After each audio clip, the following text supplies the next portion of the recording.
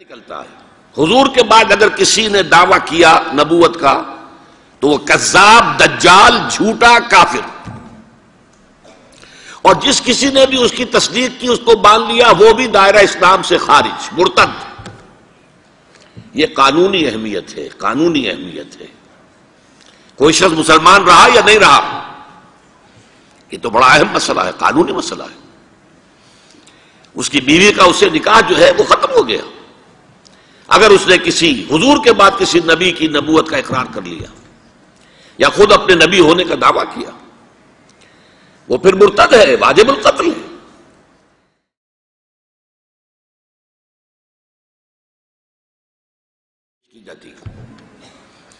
سورہ احزاب کی آیت، ما کان محمد ابا احد من رجالکم ولکن رسول اللہ وخاتم النبیین۔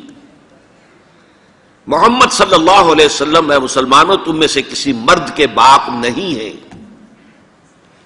زید ابن حارثہ کو اگر حضور نے منہ بولا بیٹا بنا لیا تھا تو منہ بولا بیٹا کوئی حقیقت نہیں رکھتا، ورنہ آپ کسی مرد کے والد نہیں ہیں۔ آپ کو اللہ نے بیٹے دیے بھی ابتدا میں، وہ فوراً فوت ہو گئے۔ آپ کے عمر کے آخری دور میں بھی حضرت ابراہیم کی ولادت ہوئی، حضرت ماریہ قبطیہ کے بطن سے، وہ بھی فوت ہو گئے بچپن میں۔ تو ما کان محمد ابا احد من رجالکم ولکن رسول اللہ وخاتم النبیین، وہ تو اللہ کے رسول ہیں اور نبیوں کی مہر ہیں، مہر لگ گئی، اب یہاں سے کوئی اور شے نہیں نکل سکتی، یہ بند ہو گیا راستہ، یہاں سے اب کسی اور نبوت کے اجراء کا سوال پیدا نہیں ہوتا۔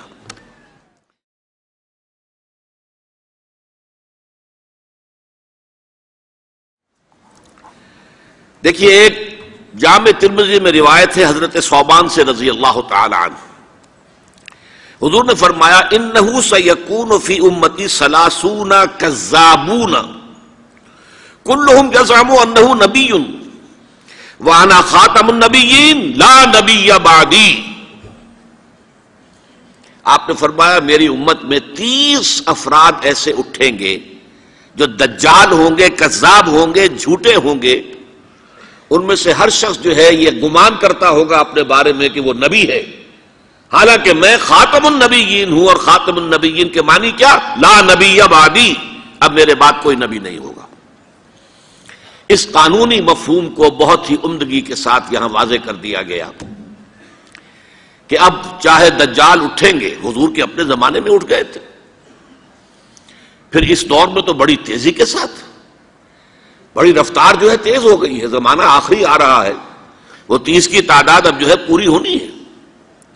بہاءاللہ ایران میں اٹھا، غلام احمد قادیانی ہندوستان میں اٹھا، ابھی آپ کے ہاں ایک یوسف صاحب تھے، ان کو ویسے ہی ایک شخص نے گولی مار دی ہے سائیوال جیل میں، ورنہ وہ بھی کہتے تھے میں محمد ہوں صلی اللہ علیہ وسلم، معاذ اللہ ثم معاذ اللہ ثم معاذ اللہ۔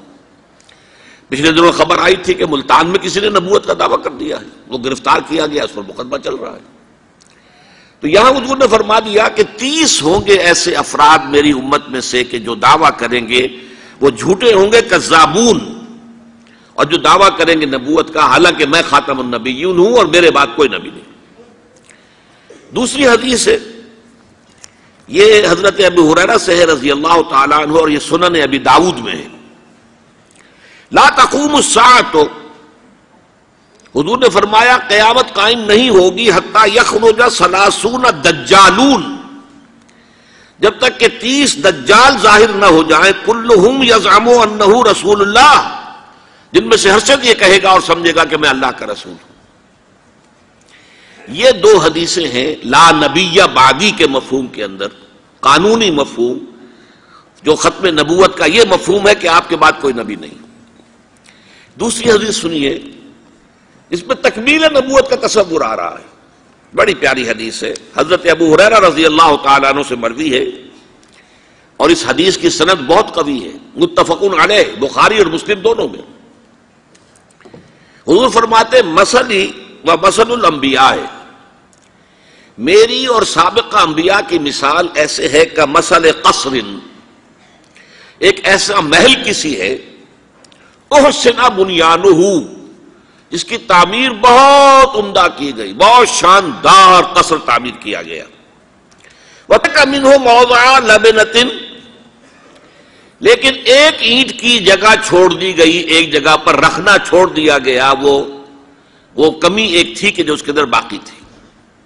فطاف بہ النظار یتعجبون من حسن بنیانہ، تو اس محل اور قصر کا طواف کرتے تھے لوگ، ارد گرد گھومتے تھے اور بہت تعجب کرتے تھے، کتنی شاندار عمارت ہے، کتنی عظیم عمارت ہے، کیسا عالیشان محل تعمیر کیا گیا ہے۔ الا موضع تلک اللبنہ، سوائے اس ایک اینٹ کی کمی کے جو انہیں عجیب محسوس ہوتی تھی کہ یہ ایک اینٹ کی کمی کیوں رکھ دی گئی۔ اب حضور فرماتے فَكُنْتُ أَنَا، وہ اینٹ میں ہوں، صَدَدْتُ مَوْضِعَ اللَّبْنَةِ، میں نے اس اینٹ کے رکھنے کو پورا کر دیا ہے۔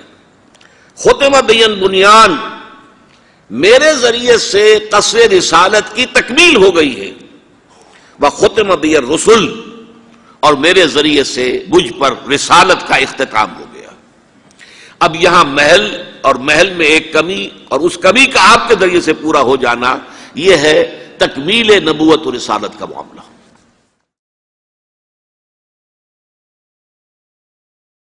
کہ جو شخص بھی اب حضور کے بعد کوئی نبوت کا دعویٰ کرے گا یا کیا ہے، وہ دجال، کذاب، جھوٹا، کافر، مرتد، واجب القتل، یہ اس کا قانونی تقاضا ہے۔ بدقسمتی سے صورت کیا ہوئی، عالم اسلام میں اس سے پہلے جب بھی کسی نے یہ کام کیا، جب تک مسلمانوں کی حکومتیں تھیں، انہیں قتل کر دیا گیا۔ آپ کو معلوم ہے کہ حضور کے فوراً بعد جو کھڑے ہو گئے تھے مسیلمہ کذاب اور بڑے بڑے مدعیان نبوت، ان کے خلاف جہاد کیا گیا، ان کو قتل کیا گیا، تہہ تیغ کیا گیا۔ بہاء اللہ ایران میں اٹھا تو وہاں چونکہ بہرحال مسلمانوں کی حکومت تھی، قتل کر دیا گیا۔ اب بھی کوئی بہائی ایران میں نہیں رہ سکتا، سب وہاں سے بھاگ چکے ہیں، کوئی نہیں رہ سکتا، کوئی وہاں آئے گا تو قتل کر دیا جائے گا۔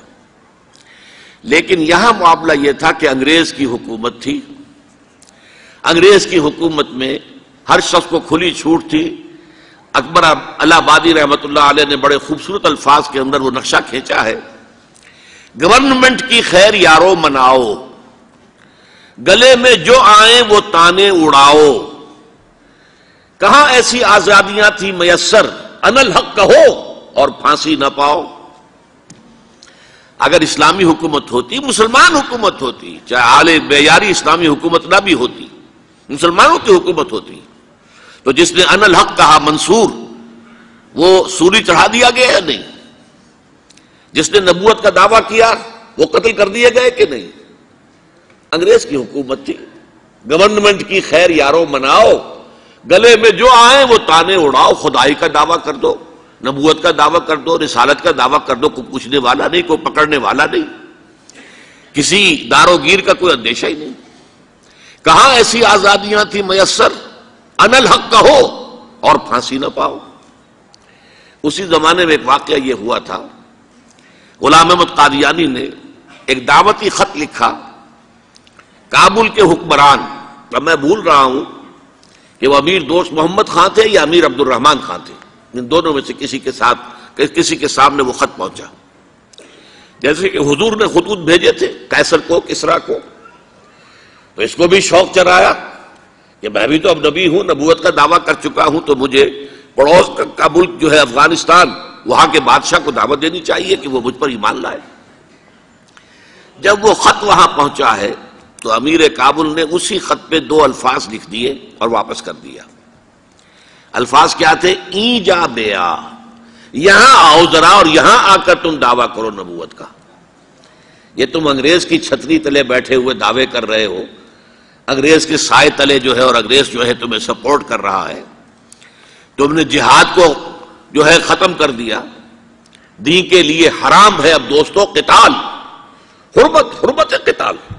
انگریز کو اور کیا چاہیے تھا؟ گلیڈسٹن نے، جبکہ وہ وزیر اعظم تھا برطانیہ کا، اس نے کہا تھا اپنی پارلیمنٹ میں قرآن کو لہرا کر، جب تک یہ کتاب دنیا میں موجود ہے امن قائم نہیں ہو سکتا۔ یہ تو جہاد اور قتال کی بات کرتی ہے، تو ان کو اور کیا چاہیے تھا کہ اگر کوئی اس قتال کو ختم کر دے، منسوخ کر دے، اور مسلمانوں میں سے جذبہ جہاد اور قتال فی سبیل اللہ کو نکال دے، تو اس سے بڑی اور کیا خدمت ہوگی؟ لیکن یہ کہ اگر تمہیں یہ دعوت دینی ہے تو ذرا یہاں آؤ، ایجاب یہاں آ کے یہ دعوت دو مجھے، تاکہ تمہارے 14 طبق روشن ہو، تمہیں معلوم ہو کہ اس دعویٰ کرنے کا مطلب کیا ہے۔ لیکن ایک بات میں اب آپ سے عرض کر رہا ہوں، ہم پر اللہ کا بڑا کرم ہوا تھا، اس میں کوئی شک نہیں۔ اس ملک میں 1974 میں جو فیصلہ ہوا قادیانیوں کے غیر مسلم اقلیت قرار پانے کا، وہ واقعہ یہ ہے کہ بہت ہی مبارک فیصلہ تھا۔ اس کے لیے تحریک جو اٹھی وہ بھی بہت ہی عمدہ تھی، بہت پرامن تھی، بہت منظم تھی۔ مولانا سید محمد یوسف بن نوری رحمۃ اللہ علیہ اس کے قائد تھے۔ کوئی سیاسی لیڈر جو ہے اس میں نمایاں نہیں تھا، خالص دینی تحریک تھی۔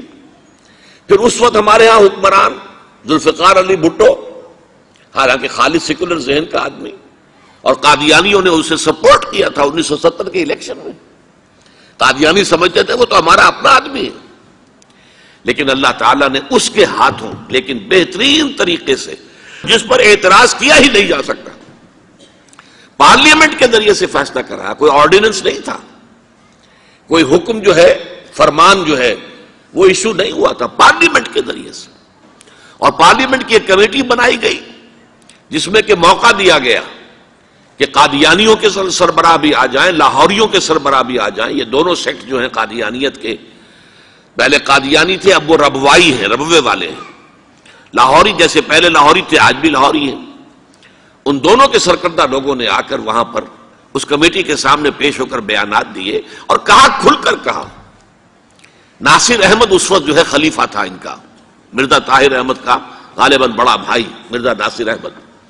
انہوں نے کہا ہم نبی مانتے ہیں، غلام احمد قادیانی کو ہم نبی مانتے ہیں، ڈنکے کی چوٹ کہا۔ لہذا اس کے بعد پارلیمنٹ نے فیصلہ کیا یہ غیر مسلم ہے، اور صحیح فیصلہ کیا۔ لیکن یہ فیصلہ ادھورا ہے، یہ بات آج میں پہلی مرتبہ کہہ رہا ہوں، اسے نوٹ کر لیجئے۔ قادیانیت کے فتنے کو کوئی گزند نہیں پہنچا ہے ان کے غیر مسلم قرار دیے جانے سے۔ وہ فتنہ جوں کا توں پنپ رہا ہے، جوں کا توں پھیل رہا ہے، جوں کا توں وہ اپنے سرطان کی جڑیں پھیلا رہا ہے ہمارے معاشرے میں۔ اور ویسے یہ کہ عالمی سطح پر انہیں بڑی سرپرستی حاصل ہو گئی ہے، پوری دنیا جو ہے، مغربی دنیا، وہ ان کی سرپرستی کر رہی ہے۔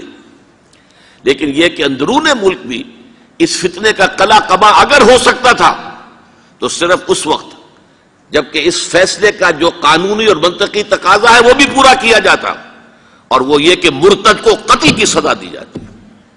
اسلام میں مرتد کی سزا قتل ہے۔ وہی میں نے آپ سے عرض کیا، حضرت ابوبکر صدیق کے زمانے میں کیوں قتال کیا گیا، اور جتنے بھی لوگوں نے نبوت کے دعوے کیے انہیں کیوں قتل کیا گیا ہمیشہ اسلام کی تاریخ میں۔ لہذا مرتدین کی سزا، سزائے قتل جب تک نافذ نہیں ہوگی، اس فتنے کو کوئی گدن نہیں پہنچے گا، بلکہ وہ تو اپنے آپ کو مظلوم سمجھتے ہیں، مظلوم کی حیثیت سے پیش کرتے ہیں۔ اور ظاہر بات ہے کہ وہ سارے شاعر، چاہے آپ آرڈیننس نافذ کر لیں، لیکن ان کے جمعے کی نماز ہوتی ہے۔ یہ ٹھیک ہے کہ وہ مسجد کی شکل نہیں بنا سکتے، ماڈل ٹاؤن میں ایک بڑی کوٹھی کے اندر ان کا جمعہ ہوتا ہے، ان کی عیدیں علیحدہ ہوتی ہیں۔ وہ سارے شاعر اسلامی کو استعمال کر رہے ہیں، اور الٹا مظلومیت جو ہے اس کا لبادہ اوڑھ لیا ہے، جیسے دنیا میں یہودیوں نے ہولوکوسٹ کی مظلومیت کا لبادہ اپنے اوپر اوڑھا ہوا ہے۔ ہم جو چاہے ظلم کر لیں نوع انسانی پر، ہمیں کوئی گدن نہیں پہنچا سکتا، اس لیے کہ ہم نے اتنا بڑا ظلم سہا تھا، ہولوکوسٹ، ہمارے 60 لاکھ آدمی جرمنوں نے ختم کر دیے تھے، تو ہم اگر 8-10 لاکھ مار دیں فلسطینی یا کوئی اور عرب یا اور مسلمان تو کون سی بڑی بات ہے۔ اسی طرح قادیانیوں نے مظلومیت کا لبادہ اوڑھا ہوا ہے، اور ان کو کوئی گدن نہیں پہنچا ہے جب تک کہ قتل مرتد کی سزا یہاں نافذ نہیں کی جائے گی۔ اس میں یہ ہونا چاہیے تھا کہ جس روز میں یہ فیصلہ ہوا، ڈکلیئر ہو جاتا ساتھ ہی، اب تک کے جو قادیانی ہیں آج کے اس تاریخ سے فیصلے سے پہلے وہ تو اقلیت قرار پائیں گے، انہیں قتل نہیں کیا جائے گا، لیکن اس فیصلے کے نفاذ کے بعد جو شخص بھی قادیانیت اختیار کرے گا اس پر قتل مرتد کی سزا، اس کی حد جاری کی جائے گی۔ آخری شریعت کوئی آنے والی اور نہ لا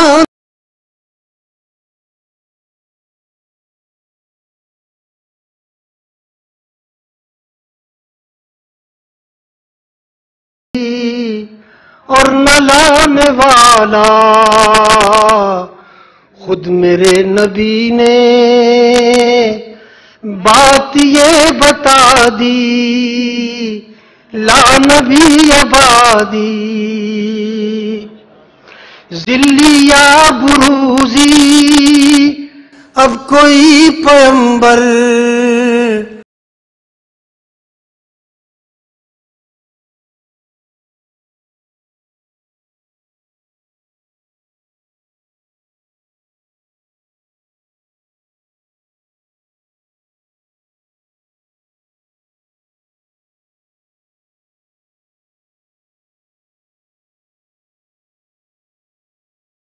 نبی آبادی. شکریہ.